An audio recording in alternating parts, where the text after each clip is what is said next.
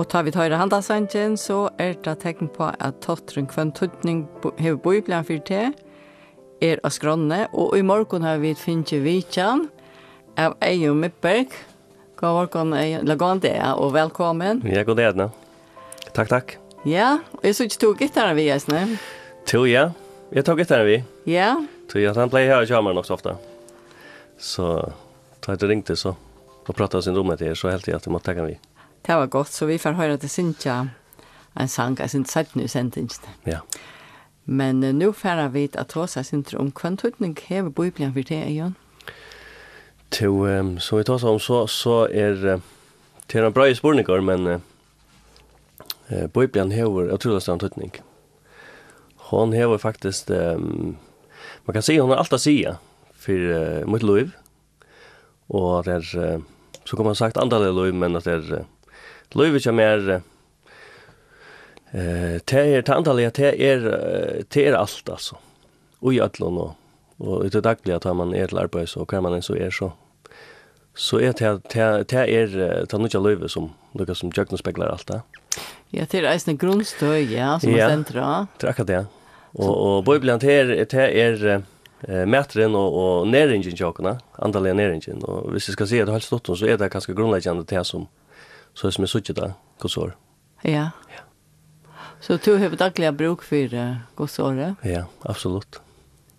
Och det så kan man också säga så att det är inte tog att det att man ska hjälpa på en eller annan måte, men det att man hungrar efter att livet är som god här till ockorna. Och det först då ber vi att livet god ner och ta sig igen och göra bön och kommunicera till dagligt. Vi tar man för sig själva och så rätt. Men så ösnar jag att Jögna hans år, han talar ölen ekvo Jögna sitt år till och det allra mesta. Ja, så till en långsel efter att läsa och höra vad Gud säger. Ja, absolut. Det här lukas det kältan till livet. Och ja. Så hur ska jag säga att du ivast inte ut till att så mamma tryck att det sannolikheten. Ja, orre. Ja. Absolut. Fyri jag kunde lucka som sätta allt så då lite det. Ja, det ja. Ja. Men ja. Och det sammanlagt så tycker jag att så är fantastiskt.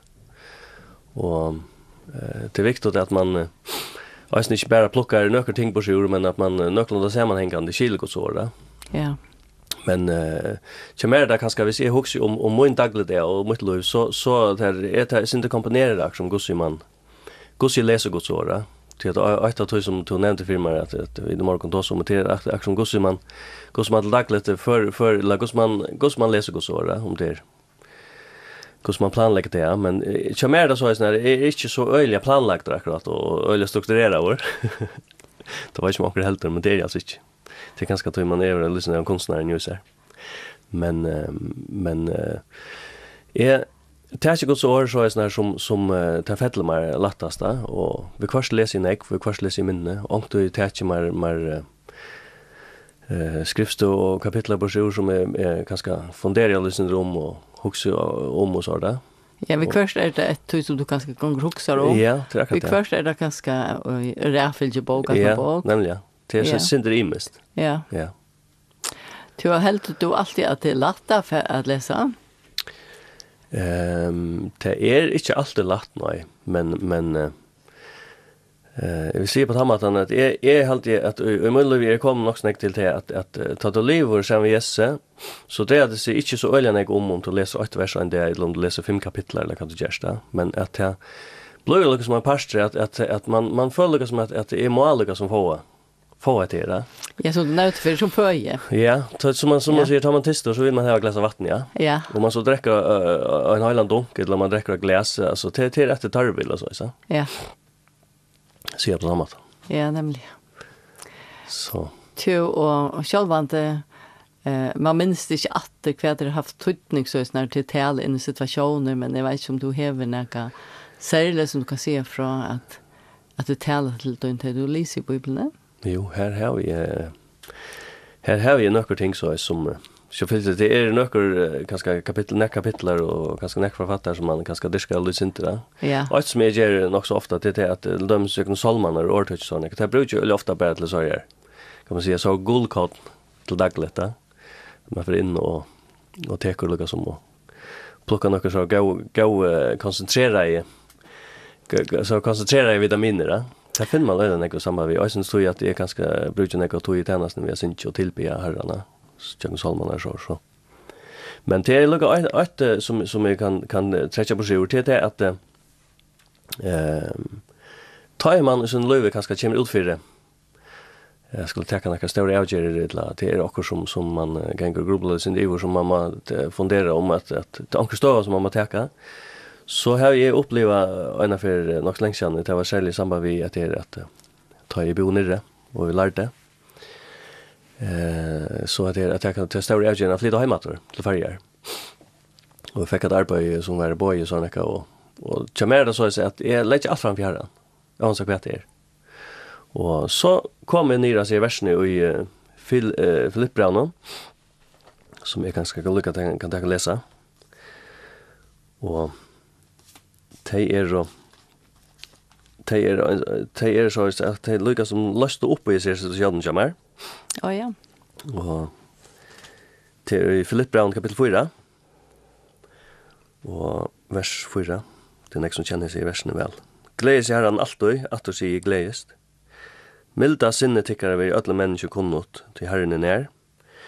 Store i anko 4, særlig etter verseren, og lete i ødlån til som til dinskja komme framfor god i akadlande bøn vi tøkk.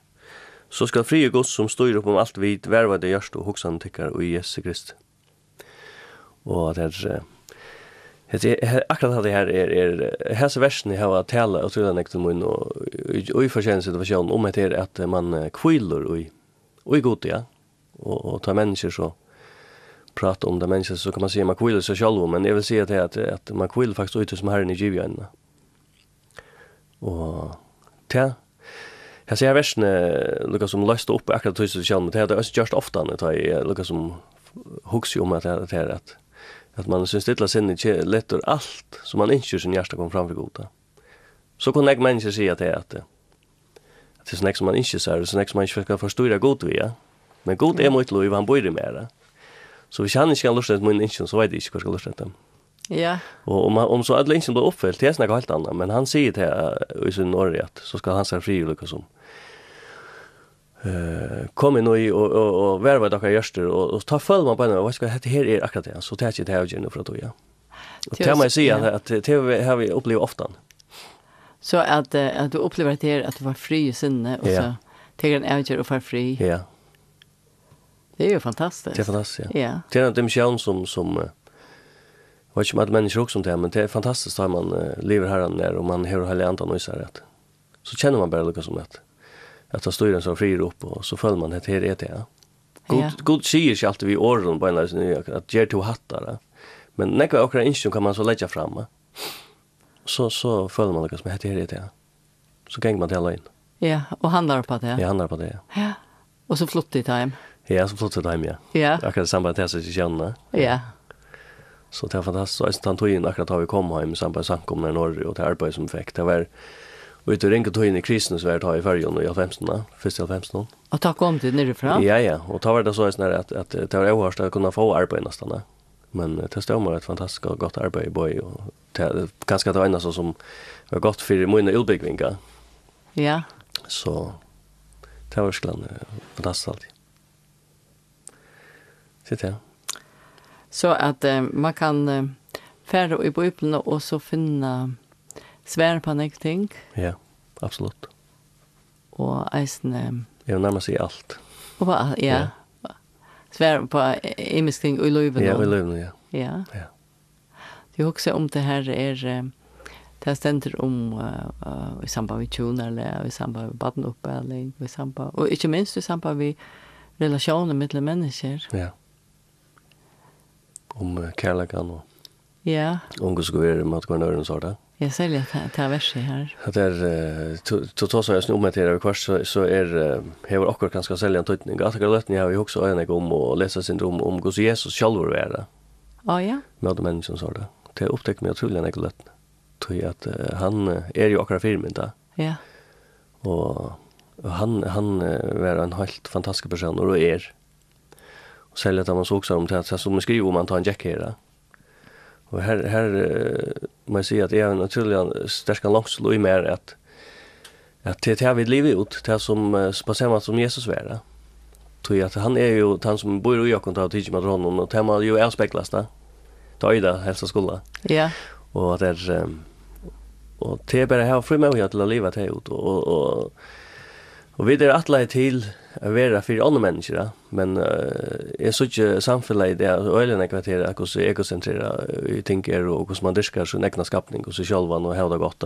Så fylls ska vi ha det gott, men en hemlighet och en ligel till att utlösa vad signelse och naktsemmer som livet här är ju att arbeta och göra ting för andra människor. Vi lär vara här för in just. Och tycker vi alltså i samband med tjonaband och familj och allt att man lätt att strömma ut stäm för jag kräver för dig va. Tror jag först är att du samma. Det är akkurat som en healer som får vatten alla tog in och så rände ut att det. Tar en frisk. Hvis man bara ska intäcka så ländar rottna vatten. Ja, här var inte lov. Som i dag har någon. Det. Ja. Ja, och här i utvarpsstovu här har vi Eyðun Miðberg. Och vi tar oss om Hvønn týdning Bíblian hevur fyri til Eyðun. Ja. Och jag husker om till att nu vet jag när du börjar läsa Bibeln hur gammal du var. Vad helt du cirka? Det har varit ju lite lätt. Alltså det är för att vi började då läsa. Ja, ja. Så du måste bara komma fler för jagna, men alltså jag kan ganska avslöja en hemlighet där på en som ganska faktiskt blir chockerad. Jag har ångat att läsa Bibeln från en till annan. Slavist. No. Och där tills det ser du står stolt att säga men jag har nog läst Bibeln flera gånger. Men jag har det är det inte så öliga så att jag tänkte tänk på sjur inte på sjur samman men jag tänkte lämnas ena bok jagna och huxa syndrom henne och så tänkte jag nära bok så där. Ja. Så inte alltså jag har inte helt från en enda bara pura så slavs till igen. Inte för så i allt och alltså det vill läsa i Atlant såna kategorier. Nej. Slett inte. Men man kan nästan läsa efter även om man häver bibelordbok så kan man också som man upptäcker av någon i det och ja. Så kan man ju leta det upp och läsa om det på sig eller så här. Och alltså det lömmer så att om jag tycker alla måste böckerna då vet jag någon. Så hoppar jag kanske fram till någon annan och kreera bok och sånt. Så jag läser böckerna när Bibeln så flyr för när jag bara försöker tala det. Så man kan gott läsa några fler för och fler brott är som brotten är ofta. Det kan man gott. Det som är så fantastiskt vid Guds ord det är att det är inte bara bokstäver och kvippa på er.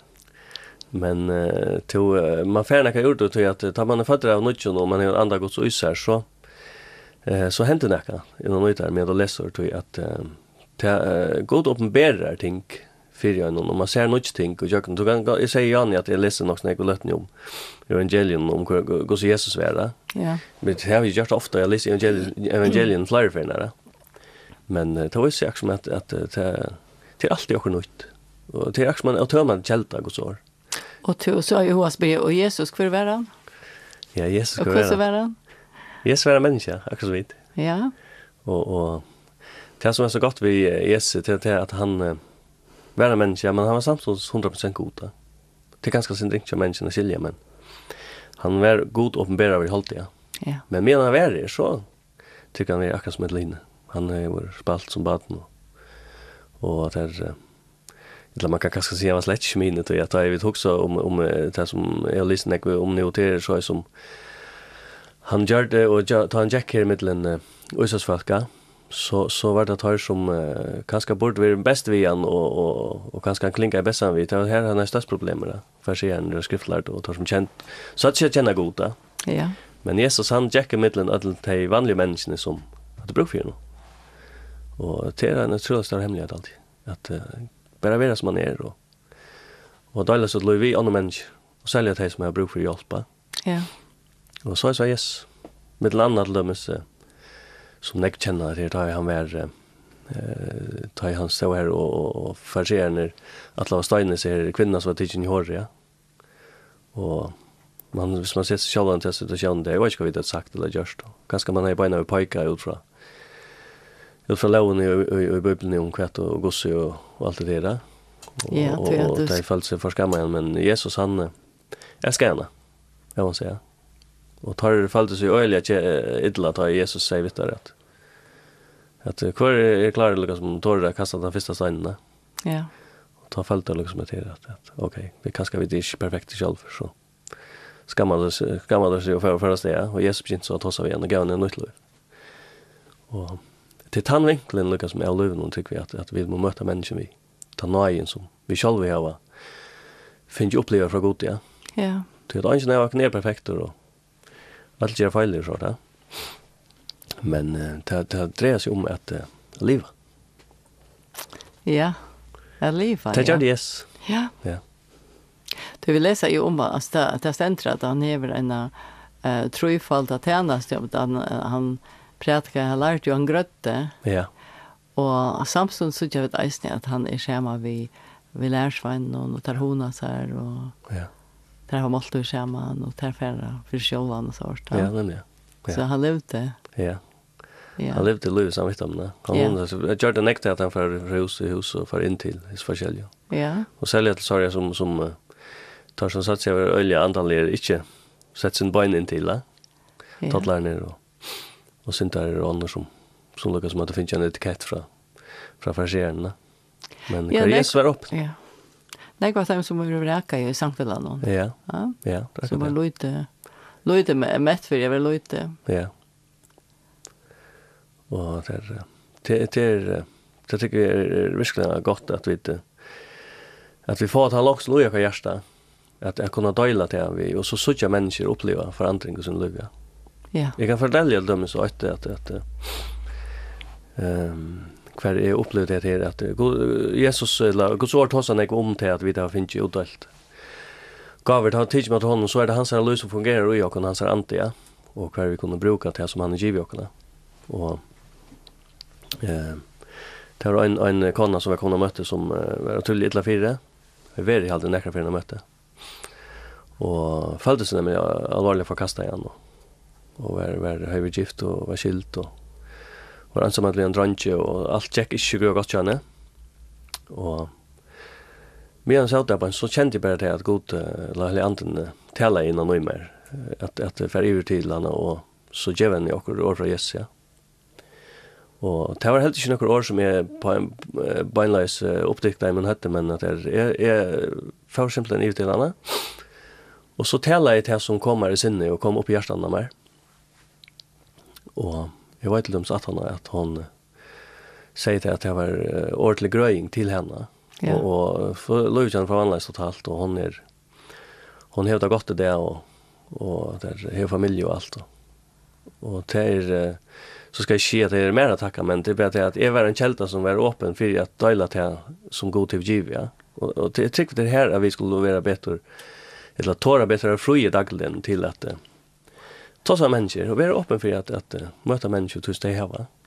Jag tycker det är så fantastiskt att vi hela antan att han kan se ting och jökna till och jökna några andra. Ja. Han vet kvart han som är här törvar, hon törvar. Ta vita video och jo. Nej, det är med. Ja. Och det till och med åtta akkurat att nämna det att det är också en kapitel som är otroligt upptagande och det är att nu arbetar jag innanför reklamvärlden. Ja. Och sendstående. Och det som och det här det så en ekon boskap och kommunikation och allt det där. Och vi är en samskiftsfyrt att det vara. Och ta också om den moderna tekniken i det så man ser att det är ingen teknik och ingen samskift som kommer nära namnet det som god är och så god är skapt i andan och jockorna. Det som du säger att jag kan inte veta vad jag är när människa bor i det. Nej. Men det var ju god. Och ta god så bor det mer så kan han uppenbara och bruka jockorna.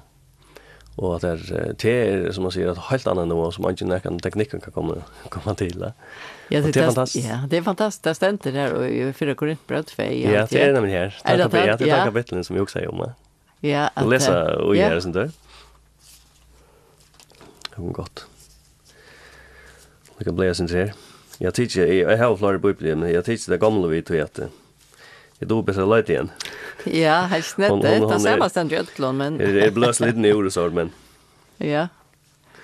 Och det står ju att jag lagt några tre, det var man inte. Det är mamma, helst sträcka fra. Det är mer det jag skriver med att man inte är sånt. Här ständer här att vi talar som skriver till som inte äger hur säga och inte öre hörst och som inte kommer upp i hjärtat snacka människa. Till som god till just time till röjar som älskar han. Men också är god uppenbara till vi andas så innan. Anden rannsakar ju allt, eisen døpte Guds. Kvart människa veit kvart og människan bor utan ante människan som utøyer. Såles veit heldre anken kvart og gode bor utan ante Guds. Men vi hava finnje anta heimsens. Vi hava ikkje finnje anta heimsens, men anten og fra gode. For at vi skulle vita kvart okkon giv av god. Og det er nemlig en fantastisk hemmelighet. Ja. At livet i tydde kjønn. Og søkje inn ut det, ja. Ja, nemlig, ja. Det her stender at anden var kvart og god, rannsakar det som gode bor, ja. Och det ser vi ante som bor ut som är tids mot honom. Som är tids mot honom, ja. Ja. Och så att så döpte Guds där är oändliga. Ja. Och tog är det alltid att året blir nytt och du kan läsa om att men för jag som ganska inte känner så väl Guds år och inser så kan det virka ganska sinneta bli vi läsa en så om att de som om Josef eller Moses eller kan man ska säga. Ja. Men du finner alla du kan alla relatera till imistinka. Till dömes så när Josef en så som är personligen alltid är fantastiska och är mynte på Guds kärlek och Guds man. Som människa kan fyrige öronen. Jag hade öliga om fyrigeving, ja. Ja. Det är också ordentligt ringt du just mot där. Ja, Guds år är nämligen, ja. Essensen av Guds år är nämligen kärlek och fyrigeving. Det är det upphåll till fri. Ja, det är det. Ja. Så är det vidare själva finns fri vid goda. Ja. Tror att det väl så från syndafallen så borde vi inte som människor finna kontakt med god attra. Men han har alltid varit här och han har gjort också en nödjan vän i Jesus Kristus då han kommer. Kvar vi som människor kan komma in och få fri ägång till Guds rike. Och ta i hus om Guds rike så hus är inte bara om det här framme vid tog men nej, inte bara himmelen. Nej, men att det är här och nu. Ja. Guds rike är här, tja. Och han som sitter och gärna vill i kontakt med Gud. Ja. Hur ska man göra?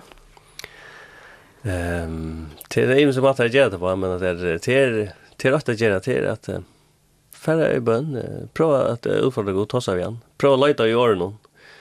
Till dömes det som kanske är mest personligt vi kommer till åkken till är det som Jesus säger, vi människorna och är som vi bröver någon och går så god inte kom kontakt med åkken, att han är fyrtjuv och alla syndnar och att han inte vi skulle ta med åt ja. Är det något särskilt? Ja, och är det något särskilt vers som du huxar om i samband med din egna frälse? Ja, ta jag blev frälser så att det tar det så när det var en barnamöte och jag var faktiskt bara 8 år. Och ta jag huxar mina döttrar som nu är 8 år, jag tänkte alltså hur ska man i hästen alltid huxa om frälse och god och synd och fyrtjung så där. Men jag då inte säker jag gått några uppvuxna ute men det är nog kalianten som har arbetat i mig och det det är så hårt om att man kunde få sina syndfrigivna och bli frälst och få nytt liv så yngst det. Och jag glömmer aldrig natten den, så att det var 8 år. Det var så, en så beskrivlig frigjord som kom in i mig. Och det man bara upplevs är det okäck som att se ett år av det. Och ta var det här verset som det var inte drar inte lösa samma vimmar som ständer i Romarbrevet 12, vers 9. Tog om tog vi munnen och jotta Jesus som Herre. Och då tror jag hjärtan är god röst han upp från en dag och så ska det vara frälst. Ja. Det gör är omätligt enkelt, men det är så enkelt. Ja. Det är inte invecklat.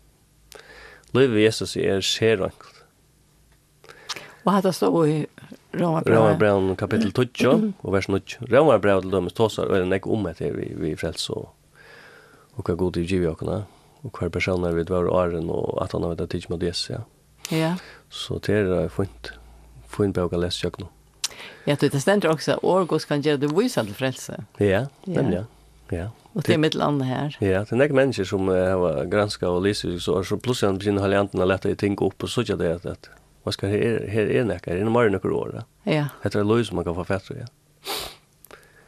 Så löv kan så anbefalla. Absolut. Ja. Jag helst man blir så några år sen annan folk att som så i placerar det som man är sen vill dagligt att jag var inte mer sån här sin tid men jag hade att jag finns ju fett något som att borde finns fett.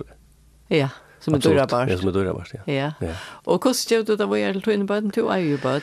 Ja, på den ja. vi tar det ölen när vi samkomna alltid. Ja. Och vi ber när man hemma.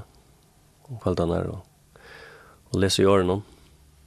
Och okej, vi gör kanske inte akkurat fast där vi läser något bestämt ting eller allt och men vi läser först och nu är den ena så mycket gammal att hon tjänar herran själv och läser ganska gott så men hin är 8 år hon är när vi också möter spyrnek och hör nek om allt det där så läser vi igen. Ja. Du brukar till barnaböpen eller då? Ja, alltså barnaböpen ja. Det är mer och samkommer här gör vi till att vi ger barnen familjen barnaböpen ja. Vi har varit här i samkom som vi kallar vi för att välsigna barnen ta det små. Ja. Ta det lite. Ta det är nyfött så har föräldrarna att han möjligen visst inte komma i samkomna och vi ber välsigna sig i barnen som är så bara gott ritualer som man säger. Ja. Och ta blir det gör de familjen barnaböpen så ta alla öarna hemma helt. Ja. Så blir det ju läsa igen. Det är Mattias. Du är alltid väldigt viktigt att lära barnen i äsne söverna på hur Bibeln uppbyggt. Så det känna att det blir vuxen. Vad handlar det om? Jag handlar om ja. Nämligen. Det blev det jogging och kvar lika som. Det går så tänker sig man då hela. Ja, det är nämligen. Från början ja. Så man får en hitling och går så ju det. Man kan läsa böckerna. Ja. Och en bibelsöven, alltså söverna själva äsne som. Ja. Ja. Så jag vet inte, jag har du att det känner jag trätt eller inte det känner jag trätt Bibeln eller vad? Jag pratar nu. Ja. Vi det kommer jag på kället. Till ska vara inte akkurat det är något så bestämt men sammanlagt så är det fantastiska när jag så när guldkorten. Ja. Det är helt annan standard. Och vi så fall färdlum så ganska i de nämnde i början det är psalmen och årtöknen så där prätkaren. Alltså det är så koncentrerat stoff och det kan till dem få så mycket på sjuren vers att det är fantastiskt. Ja.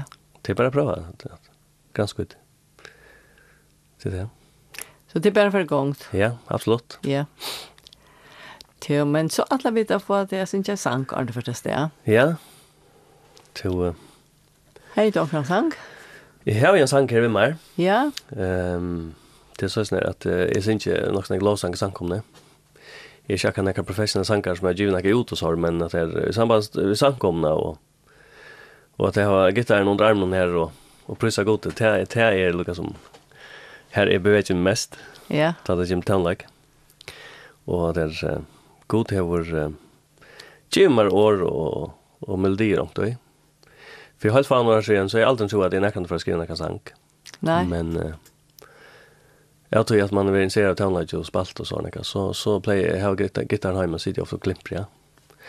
Så där så kommer det först inspiration och från säljer från åren. Ja, så är det ja. Här har vi så teacher en sångvimmar som jag lägger täcka. Och sen jag vet morgon. Ja. Det är det. Ja, det är bara för igång. Jag tar gitarren fram här. Ja. Jag teacher man en gamla gitarr vi här på ett. Som jag arvar från pappa men inte arvar han i stället en pappa jag finns jag från. Så han spelar resten. Hesten här är så gammal, han spelar nästan själv gitarren. Ja, han spelar resten till Eyðun Miðberg. Det är först känner han. Och sankren heter Nøyen er endaleis av skiljande. Og vi kærlega at du gavst til mer beste vevn. Tøy kan jeg råpe ut min salig frui. Og til tøyene at jeg gjør det han sannsyn, ta høy at det er ikke at jeg kan kun gjøre for alle menneskene og alltid råpe til ut at min salig er sett i frihet for alt seg. Til runka jeg og en så kommer jeg ned, sankren.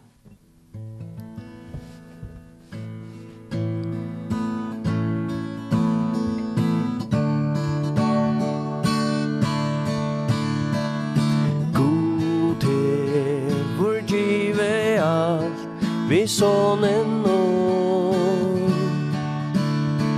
til trånona med løyte fram og i andan endur løystur at vi stjørdur og i blåen ljós og brann myrskre svann så känner Nøye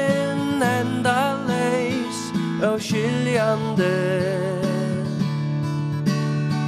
og I kærleika du gavst ut liv mer byrste vau du kan råpa ut med saler fru og hadden der med lite med sjån blev og kletten Kristus bygge stande tog vi som have som fjalle nøye tog I pryset her det til du frelsan ble mor nøyen enda leis og skiljande og I kærleika du gavst ut liv mer byrste vau du kan råpa ut med saler fru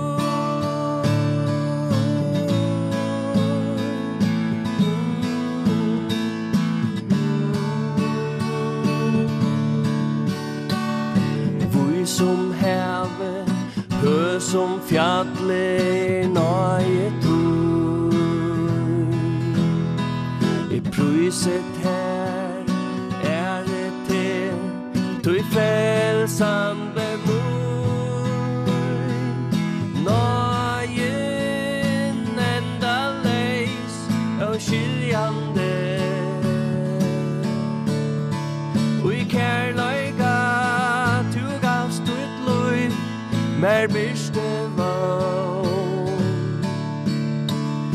du kan råpa ut med saler fru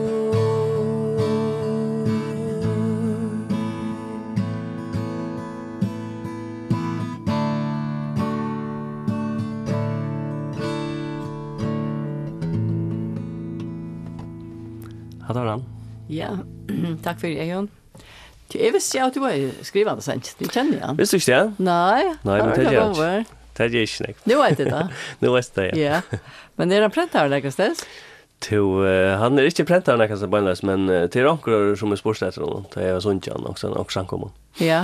Så at, jeg mener, til kjeltene til jeg finner han, og anker skriver til meg sportsetter honom. Ja, jeg vet ikke hva det samme jeg vet til dem at det her Vann og Leila Barbara at det her vi jo også, at det her har tidligere nok til nemlig.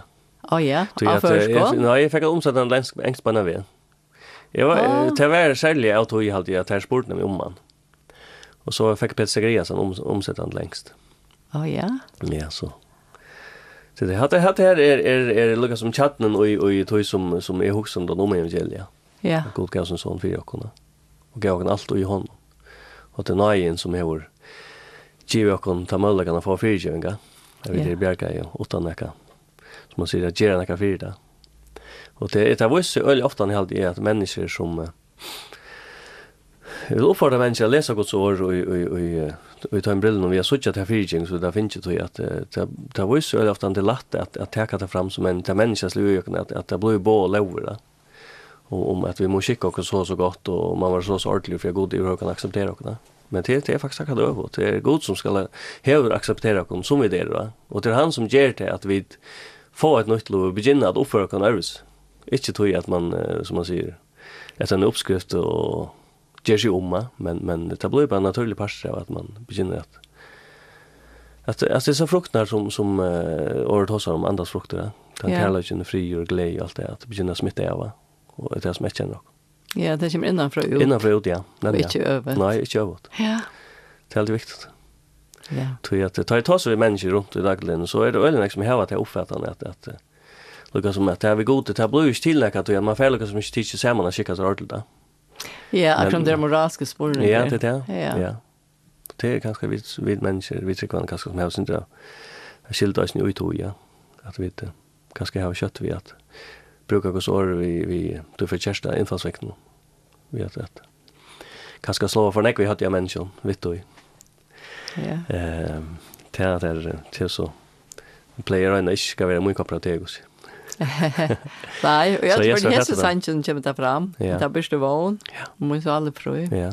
Och alltså det är så att när vi ser att han lyfter upp på hatten där och man får en vision till perspektivet det blir helt arvsigt. Ta man kan så jag lukas med det att man gänkor Daniel första människan med höjan lilla täller om det här för att perspektivet känner hön är att hon pickar och lägger katterna uppa och så han hickar upp så ser han kanske bara det för en sån liten perspektiv kan man se bara bein och allt annat så går grunden om men till det andra så är det helt så lite rockna upp och som örnen som det ständer.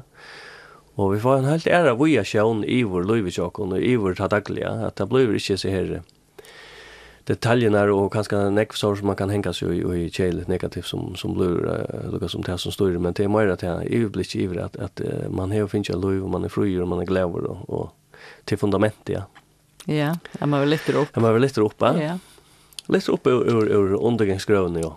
Sätta klätt. Sätta klätt, ja. Det är goda bådskaper. Absolut. Det var Eyðun, tack för att du komst. Det var lite. Här var sekunde. Ja. Somla ser tid. Och tycka. Ja, och stickar verska i Lindini. Allt är fantastiskt om in i Lindini. Känna till atmosfären, att man vet att människor är ute som lustar och lunchar sig till hjälpa. Ja.